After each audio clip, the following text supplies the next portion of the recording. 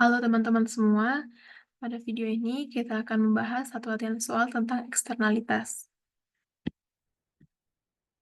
Jadi soalnya adalah sebuah perusahaan robot, yaitu PT Tesa, mempunyai fungsi permintaan QD sama dengan 2000 kurang 5P dan fungsi penawaran QS sama dengan minus 1000 ditambah 10P, dengan P adalah harga jual. Nah, setiap unit robot yang dihasilkan memberikan manfaat sosial berupa motivasi inovasi yang jika diuangkan bernilai Rp100. Soal yang pertama, gambarkan keseimbangan pasar yang terjadi dengan dan tanpa memperhitungkan manfaat sosial. Tunjukkan eksternalitasnya.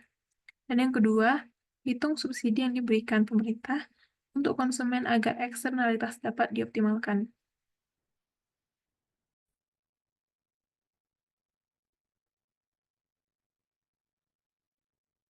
Langsung aja ke soal yang pertama. Kurva keseimbangan pasar sebelum memperhitungkan manfaat sosial. Jadi ini sama aja pengerjaannya kayak soal-soal seperti biasanya. Untuk mencari equilibrium, kita cari titik keseimbangannya dengan menyamakan QD sama dengan QS. Tadi QD-nya adalah 2000 dikurang 5P. Dan QS-nya minus 1000 tambah 10P. Kita samakan ruas kiri kanan. 3000 sama dengan 15P, hingga didapatlah P equilibrium itu sebesar Rp200. Kemudian PE ini kita masukkan ke persamaan Q sama dengan 2000 kurang 5P, atau QS juga bisa. 2000 kurang 5 dikali 200, 2000 kurang 1000, didapatlah Q equilibrium itu sebesar 1000 unit. Untuk penjelasan grafiknya bisa kita lihat pada gambar di sini, di mana persamaan supply itu di sini bukan 10X ya, tapi 10P. Supply-nya 10P dikurang 1000, dan kurva demand-nya 2000 dikurang 5P, hingga didapatlah titik perpotongannya, yaitu di titik E ini equilibriumnya, yaitu sebesar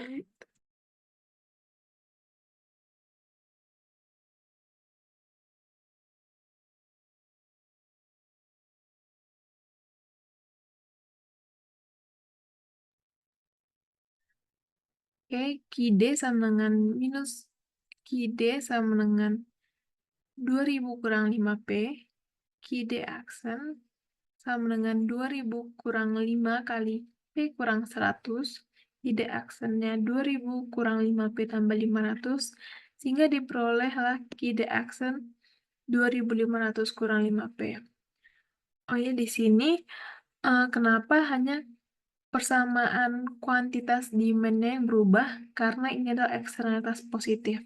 Jadi, eksternalitas positif itu mempengaruhi permintaan.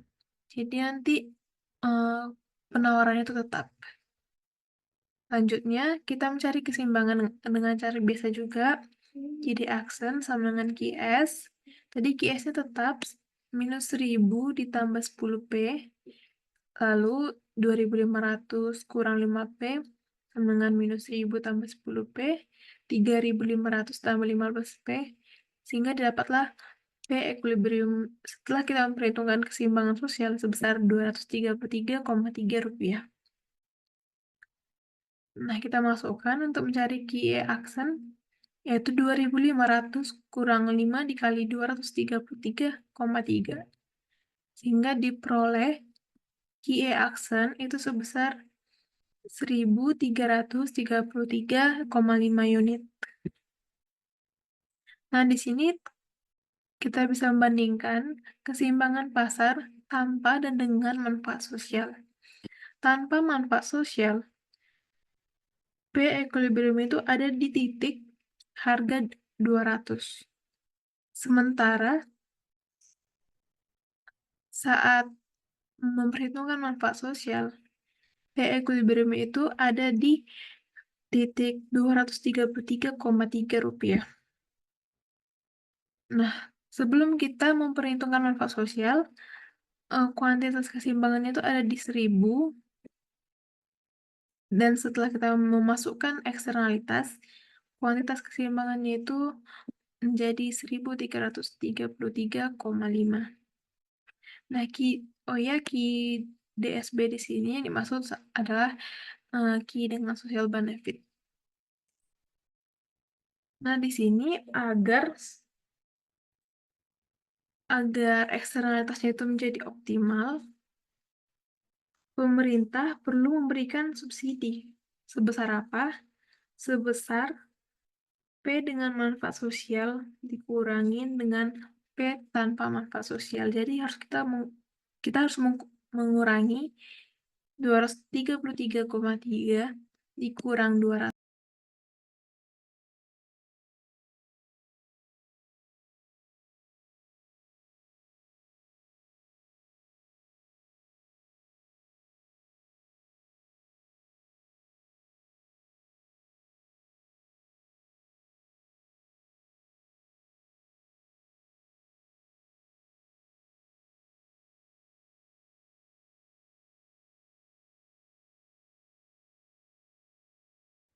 Di sini kita bisa lihat kuantitas keseimbangan naik dari 1000 menjadi 1333,3, dan harga keseimbangannya pun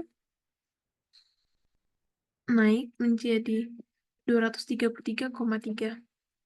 Nah, karena 200 atau equilibrium pertama ini adalah batas daya beli masyarakat, maka pemerintah sebaiknya memberikan subsidi sebesar 233,3 dikurangi dengan 200, atau sebesar 33,3 per unitnya. Tujuannya apa? Bagi produsen, agar menurunkan harga dari P2 ke P1, dan bagi konsumen, agar bisa membeli harga di P2.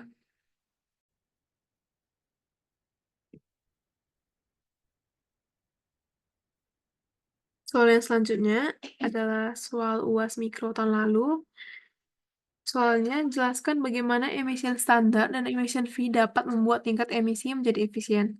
Tambahkan grafik dengan ketentuan A. Tingkat emisi awal 30, tingkat emisi efisien 17, dan fee yang dikenakan adalah Rp50.000.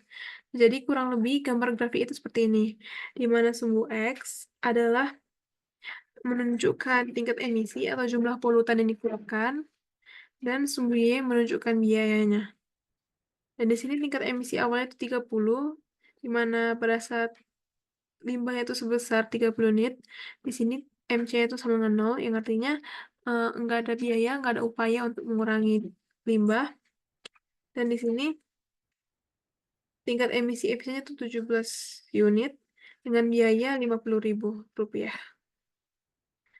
Yang pertama, gimana emission standar dapat membuat tingkat emisi menjadi efisien?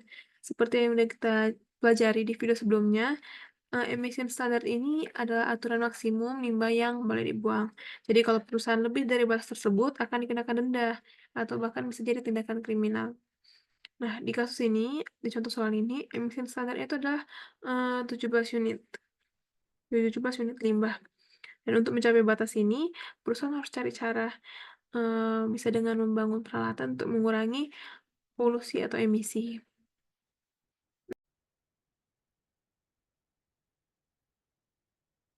Yang kedua, gimana emission fee dapat membuat tingkat emisi menjadi efisien?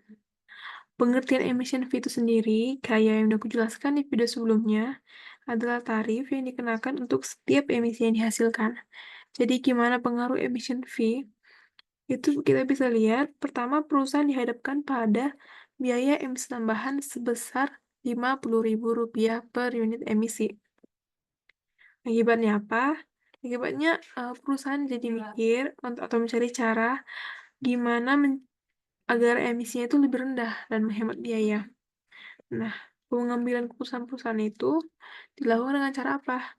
Nah, terlebih dahulu perusahaan nanti akan membandingkan biaya pengurangan emisi atau yang kita sebut tadi di awal tuh MCA dengan emission fee. Jadi kita bandingkan dulu MCA dan emission fee-nya, mana yang lebih kecil.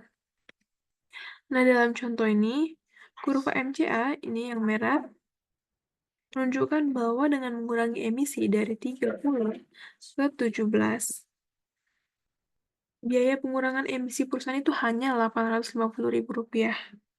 Itu dapat dari 50.000 dikali 17.